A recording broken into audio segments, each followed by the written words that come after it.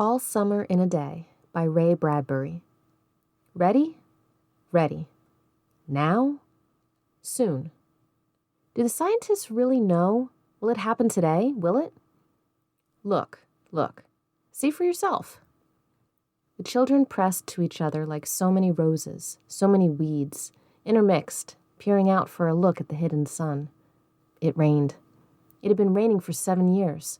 Thousands upon thousands of days compounded and filled from one end to the other with rain, with the drum and gush of water, with the sweet crystal fall of showers, and the concussion of storms so heavy they were tidal waves come over the islands. 1,000 forests had been crushed under the rain, and grown up 1,000 times to be crushed again. And this was the way life was forever on the planet Venus, and this was the schoolroom of the children of the rocket men and women who had come to a raining world to set up civilization and live out their lives. It's stopping! It's stopping! Yes! Margot stood apart from them, from these children who could never remember a time when there wasn't rain and rain and rain. They were all 9 years old, and if there had been a day 7 years ago when the sun came out for an hour and showed its face to the stunned world, they could not recall. Sometimes at night she heard them stir in remembrance, and she knew they were dreaming and remembering gold or a yellow crown or a coin large enough to buy the world with. She knew they thought they remembered a warmness, like a blushing in the face, in the body, in the arms and legs and trembling hands. But then they always awoke to the tatting drum, the endless shaking down of clear bead necklaces upon the roof, the walk, the gardens, the forests, and their dreams were gone. All day yesterday they had read in class about the sun, about how like a lemon it was, and how hot. And they had written small stories or essays or poems about it. I think the sun is a flower that blooms for just 1 hour. That was Margot's poem, read in a quiet voice in the still classroom while the rain was falling outside. "Aw, you didn't write that," protested one of the boys. "I did," said Margot. "I did." "William," said the teacher. But that was yesterday. Now the rain was slackening, and the children were crushed in the great thick windows. "Where's teacher?" "She'll be back." "She'd better hurry, we'll miss it." They turned on themselves, like a feverish wheel, all tumbling spokes. Margot stood alone. She was a very frail girl who looked as if she had been lost in the rain for years, and the rain had washed out the blue from her eyes and the red from her mouth and the yellow from her hair. She was an old photograph dusted from an album, whitened away, and if she spoke at all, her voice would be a ghost. Now she stood, separate, staring at the rain and the loud, wet world beyond the huge glass. "What are you looking at?" said William.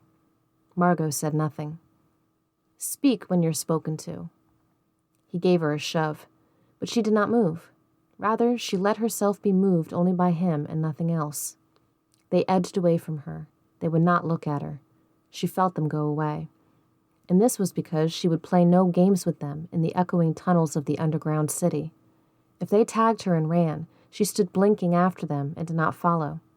When the class sang songs about happiness and life and games, her lips barely moved. Only when they sang about the sun and the summer did her lips move as she watched the drenched windows. And then, of course, the biggest crime of all was that she had come here only 5 years ago from Earth, and she remembered the sun and the way the sun was, and the sky when she was 4 in Ohio. And they had been on Venus all their lives, and they had only been 2 years old when last the sun came out, and had long since forgotten the color and heat of it and the way it really was. But Margot remembered. "It's like a penny," she said once, eyes closed. "No, it's not," the children cried. "It's like a fire," she said, "in the stove." "You're lying. You don't remember," cried the children. But she remembered and stood quietly apart from all of them and watched the patterning windows. And once, a month ago, she had refused to shower in the school shower rooms, had clutched her hands to her ears and over her head, screaming the water mustn't touch her head. So after that, dimly, she sensed it. She was different, and they knew her difference and kept away. There was talk that her father and mother were taking her back to Earth next year, It seemed vital to her that they do so, though it would mean the loss of thousands of dollars to her family. And so, the children hated her for all these reasons of big and little consequence. They hated her pale snow face, her waiting silence, her thinness, and her possible future. "Get away!" The boy gave her another push. "What are you waiting for?" Then, for the first time, she turned and looked at him, and what she was waiting for was in her eyes. "Well, don't wait around here," cried the boy savagely. "You won't see nothing." Her lips moved. "Nothing," he cried. "It was all a joke, wasn't it?" He turned to the other children. "Nothing's happening today, is it?" They all blinked at him, and then, understanding, laughed and shook their heads. "Nothing, nothing." "Oh, but," Margot whispered, her eyes helpless, "but this is the day. The scientists predict. They say they know the sun." "All a joke," said the boy, and seized her roughly. "Hey, everyone, let's put her in a closet before the teacher comes." "No," said Margot, falling back. They surged about her, caught her up and bore her, protesting and then pleading, and then crying, back into a tunnel, a room, a closet, where they slammed and locked the door. They stood looking at the door and saw it tremble from her beating and throwing herself against it. They heard her muffled cries. Then, smiling, they turned and went out and back down the tunnel, just as the teacher arrived. "Ready, children?" She glanced at her watch. "Yes," said everyone. "Are we all here?" "Yes." The rain slacked still more. They crowded to the huge door. The rain stopped. It was as if in the midst of a film concerning an avalanche, a tornado, a hurricane, a volcanic eruption, something had first gone wrong with the sound apparatus, thus muffling and finally cutting off all noise, all of the blasts and repercussions and thunders, and then, second, ripped the film from the projector and inserted in its place a beautiful tropical slide, which did not move or tremor. The world ground to a standstill. The silence was so immense and unbelievable that you felt your ears had been stuffed or you had lost your hearing altogether. The children put their hands to their ears. They stood apart. The door slid back and the smell of the silent, waiting world came into them.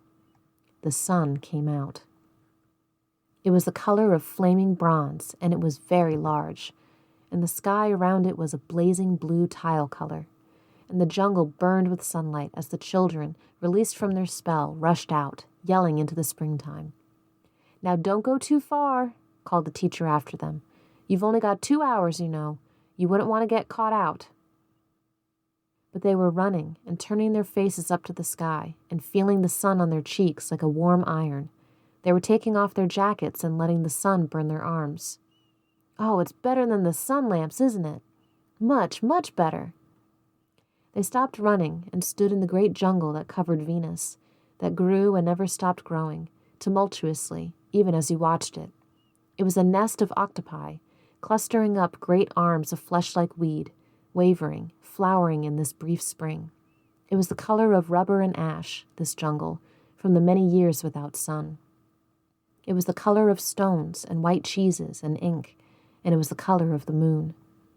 The children lay out, laughing, on the jungle mattress, and heard it sigh and squeak under them, resilient and alive.